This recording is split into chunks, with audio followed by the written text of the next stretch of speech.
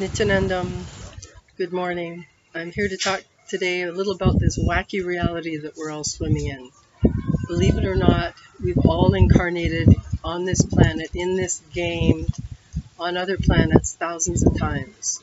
And as hard as that is to grasp, just think about it. Think about how many things you just instantly connect to. How many times you had a feeling you did live on another planet, or you remember flying when you were a bird, or you remember being able to swim underwater and breathe.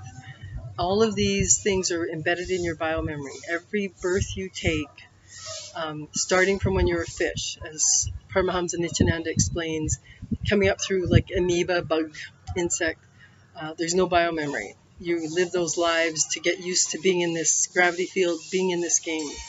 And once you're a fish, that's when the biomemory starts holding on to memories and skills. So the ability to breathe underwater stays with you. You just need to activate it again, and you can activate it under the present when you're in the presence of an avatar. And these avatars, like Paramahamsa Nithyananda, are a descent of divine in human form.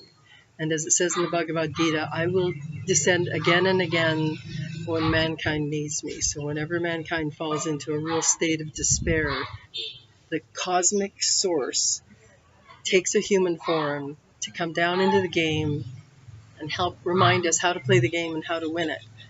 And I remember being raised as a Christian. I just thought it was so unfair that Jesus showed up and died, and I never got to meet him. So is my chance over? I'll never meet one of these amazing beings. And it's no, the pure consciousness running this whole Leela, this grand play, is not that cruel. These avatars, pure consciousness can create as many bodies as it wants and come down onto this playing field as many times as it wants. So it's not limited to one person or to one religion or to one place.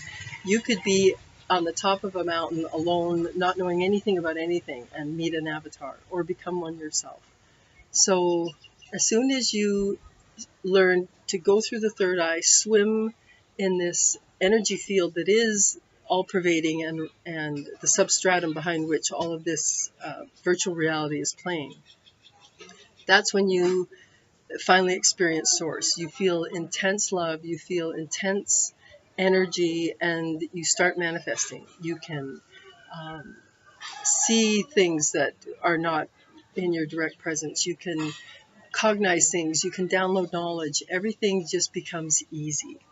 And that's why, as my avatar, Paramahamsa Nithyananda, says, the reason you take birth on this planet is to attain enlightenment. That's it. It's not to collect stuff.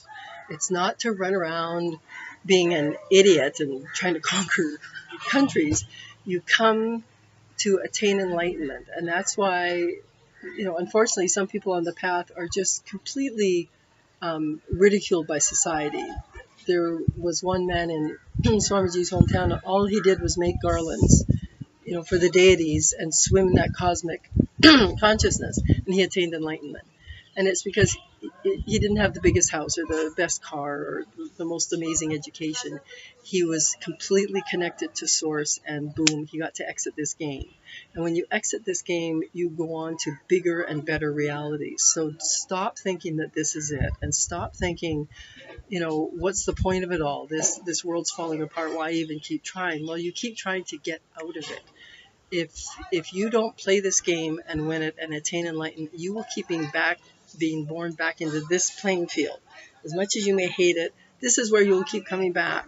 So I'm telling you all, find Paramahamsa Nithyananda or another avatar if you're in another part of the country or the world or on another planet.